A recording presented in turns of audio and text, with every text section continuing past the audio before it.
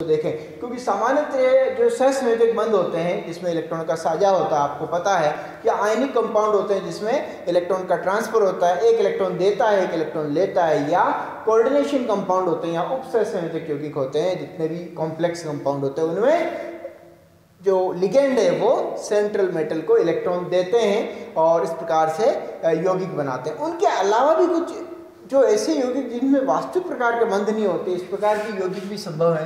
पहले देखते हैं हम समावेशन यौगिक। समावेशन यौगिक का जो कंसेप्ट है वो इस बात पर डिपेंड करता है कि इसमें जो वास्तव में जो अणु बनता है, या यूँ कहें कि भाई एक जो प्रजाति बनती है उसमें एक मेहमान है और एक मेजबान है। मेजबान होस्ट और यह है गेस्ट।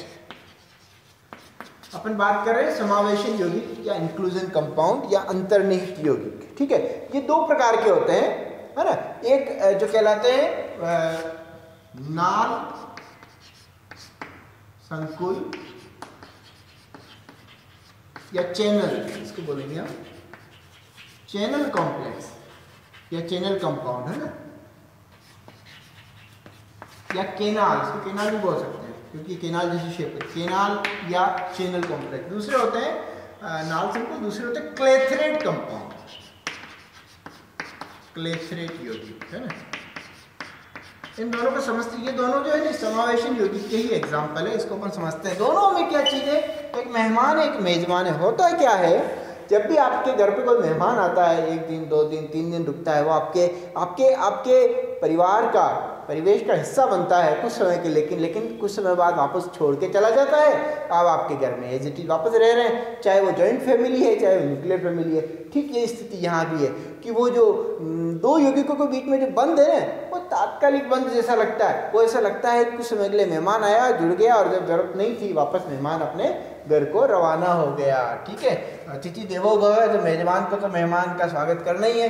तो ये मेजबान और मेहमान के बीच का जो बंध है वो प्योर रियल बंध नहीं है ना। ऐसे यौगिक समावेशन यौगिक कहलाते हैं। ये दो प्रकार के होते हैं। क्या होता है कि मेहमान यौगिक, मेजबान जो होस्ट है, क्या होता है कि मेजबान यौगिक कुछ इस प्रकार की संरचना में संकुलित होते हैं, इस प्रकार से पैक्ड होते हैं और ठोस अवस्था में, कि उनके बीच में इस प्रकार का एक, जिसको बोलते हैं एक नलिका बन जाती है। नलिका मतलब ये इस प्रकार की स्थिति,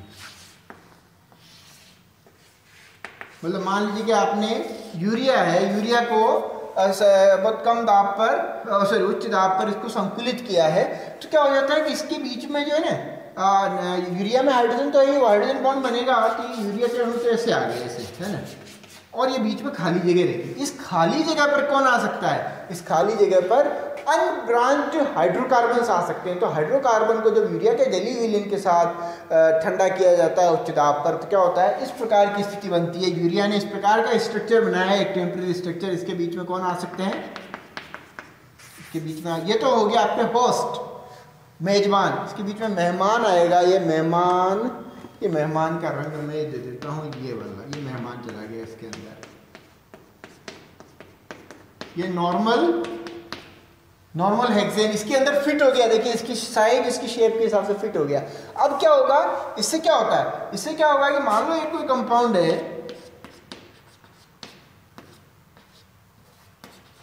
कोई एक ऐसा कंपाउंड है जिसमें किसी प्रकार से, जैसे ये भी एक एल्केन है लेकिन 7 कार्बन का, ये ब्रांचिंग है, यहाँ पे ब्रांचिंग है, तो ये इसमें नहीं जा पाएगा, ये इसमें नहीं जा पाएगा, क्योंकि इसकी जो इसका मुंह है ना, इसमें मुंह में केवल कौन जा पाएगा, जैसे अपन देखते हैं ना कि पतली सी नली में या जो पाइप है उसके अंदर सांप आसानी से चला जाता है, सांप चला जाएगा, लेकिन खरगोश तो नहीं जा पाएगा, खरगोश तो बड़ा है। तो ये नॉर्मल हाइड्रोकार्बन तो चला गया, लेकिन ये ब्रांच, ये शाखित हाइड्रोकार्बन है वो इसके अंदर नहीं जा पाएगा। तो क्या होता है, ये इसके अंदर जैसे चला गया तो ये इसका पार्ट बन गया। ये इसको हम बोलते हैं मेहमान। ये मेहमान इसलिए जैसे ये यहाँ गया, अब आप इसको यदि जली विलीन में वापस डालेंगे या इसको गर्म करेंगे तो ये वापस यहाँ से निकल जाएगा। ठीक है। इस प्रकार की यौगिकों को हम बोलते हैं नालिका संकुल या चैनल संकुल या केनाल। ये एक प्रकार की केनाल नहर बन गई।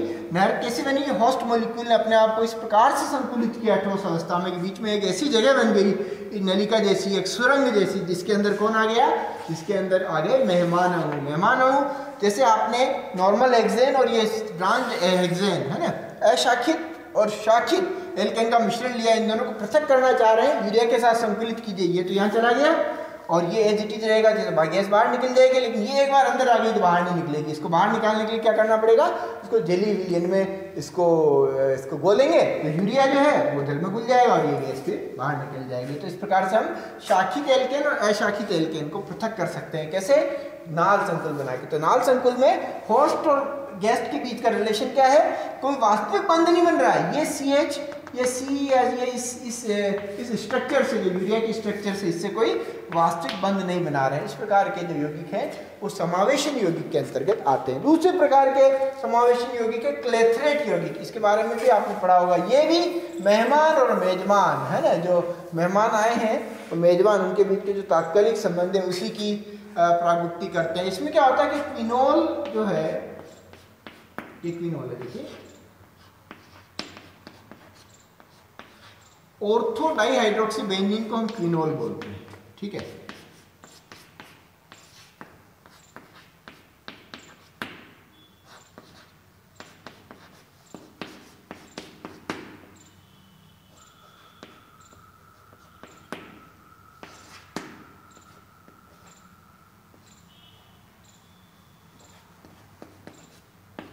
देखिए बड़ा इंटरेस्टिंग हाइड्रोजन बॉन्ड बन गया। देखिए यहाँ पे क्या, ये क्विनोल है, क्विनोल ये वाला कंपाउंड है, क्विनोल दिस वन, OH, ठीक है। दो OH ऑर्थो पोजीशन पे, ऑर्थो डाइहाइड्रोक्सी बेंजीन, ये इसी का दूसरा नाम है क्विनोल। अब क्विनोल क्या करता है? क्विनोल को जब आप करीब 40 मिली दाब पर जब आप उसको प्रेशराइज करते हैं तो कम तापमान पे क्या होता है, वो इस प्रकार से एक कोटर बना लेता है, एक केविटी बना लेता है। जो केविटी अपने दांतों में होती है ना, दांतों में कीड़े लग जाते हैं, सड़न पैदा होती है, खाद्य पदार्थ सड़ते हैं तो केविटी होती है, फिर आप डेंटिस्ट के पास जाते हैं तो ये इस प्रकार की केविटी बन गई। देखिए ये क्विनोल का पहला अणु, ये क्विनोल का दूसरा अणु और ये क्विनोल का तीसरा अणु। इन्होंने क्या किया? इन तीनों ने कुछ इस प्रकार से अपने आप को कॉम्प्लेक्स में इस प्रकार से अपने आप को पैक किया कि बीच में कोई जगह हो गई। अब ये इतनी सी जो जगह है ना, ये वाली जगह पर्याप्त है, ये वाली जगह है, इस जगह पर वो आएगा जो इसके अंदर आ सकता है, ठीक है, और आ जाए तो वापस निकल नहीं सकता, ये कोटर हो जाएगा। ऐसे यौगिकों को हम बोलते हैं क्लेथरेट यौगिक। तो ये क्विनोल यहाँ पे किसका काम कर रहा है? ये मेजबान है। क्या ये मेजबान है? इसके अंदर यहाँ जो आएगा वो क्या है? मेहमान। मेहमान कौन होगा?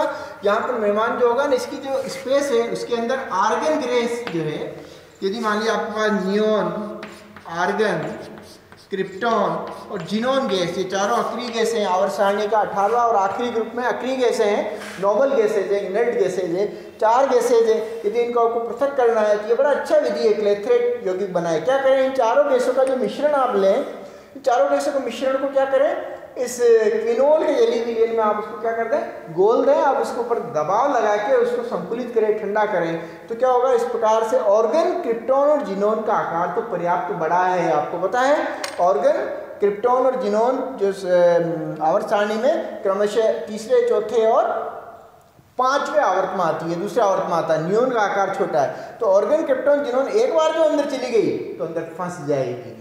नियोन जाएगी तो सही, अंदर चली जाएगी, लेकिन इतना बड़ा एरिया है कि इसमें से इतना बड़ा वॉल्यूम है कि इसमें से वापस नियोन विसरित हो जाएगी, डिफ्यूज हो जाएगी, यहाँ नहीं रुकेगी। तो ऑर्गन, क्रिप्टॉन, जिनोन क्या हो गए?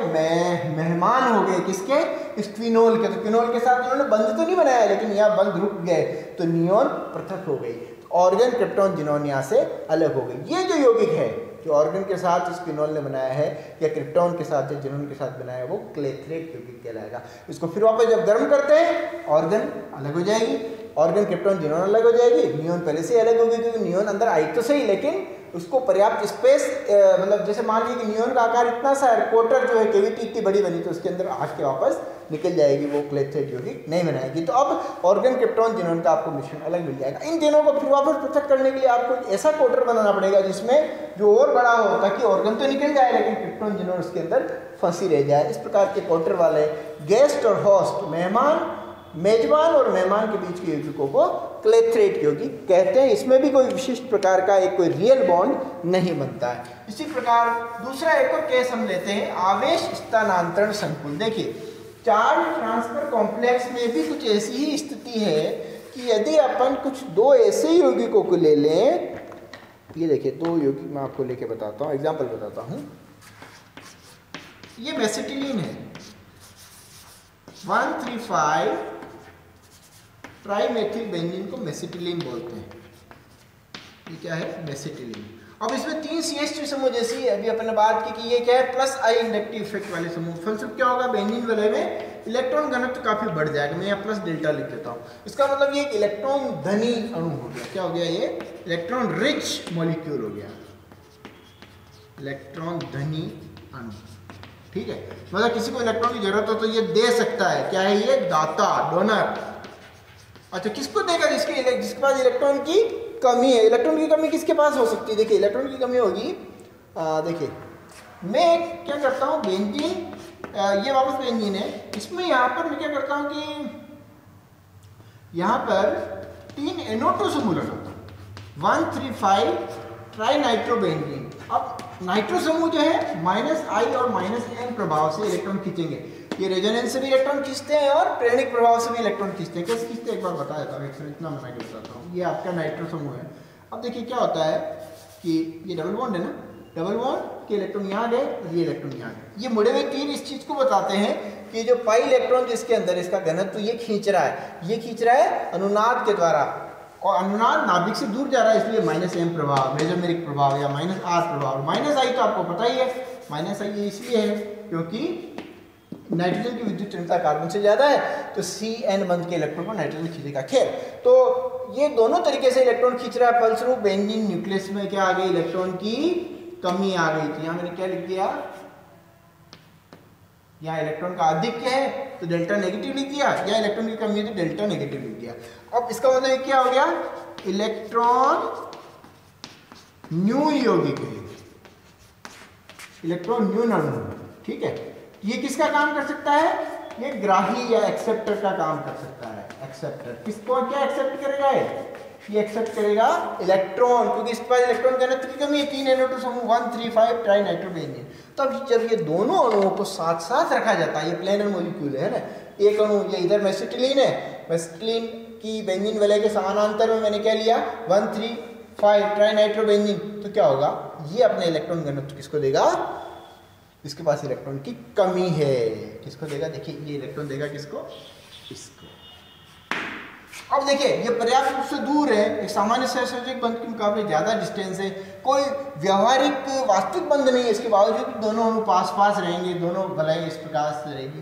ये जो है अपने आप में एक मजबूती देता है, इन दोनों को साथ रखता है और एक नया कॉम्प्लेक्स बनता है, एक नया संकुल बनता है जिसका स्पेक्ट्रम, इसके गुणधर्म और इसके गुणधर्म से अलग होते हैं, है ना। जो स्पेक्ट्रा प्राप्त होता है उसको हम बोलते हैं चार्ज ट्रांसफर स्पेक्ट्रा या आवेश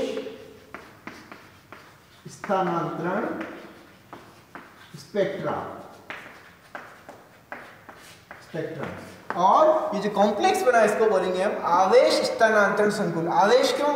यहाँ से आवेश, इसके बाद चूंकि ये क्या है? इलेक्ट्रॉन धनी अणु है, और इसके बाद ये इलेक्ट्रॉन न्यून है, ये डोनर और एक्सेप्टर। तो डोनर और एक्सेप्टर के बीच में क्या बन गया? बन गया। तो यहाँ के इसके ऊपर क्या आ जाएगा? प्लस चार्ज आएगा, इसके ऊपर माइनस। क्यों?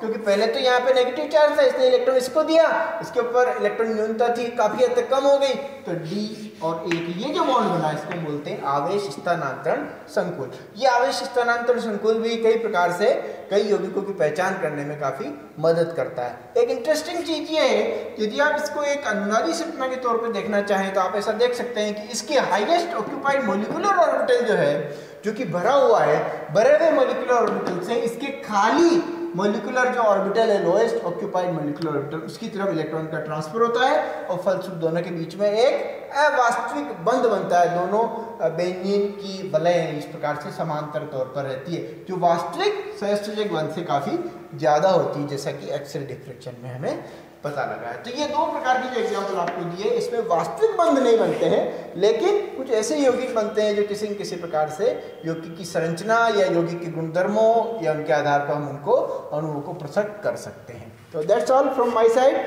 Thank you very much. Thanks for watching. Bye.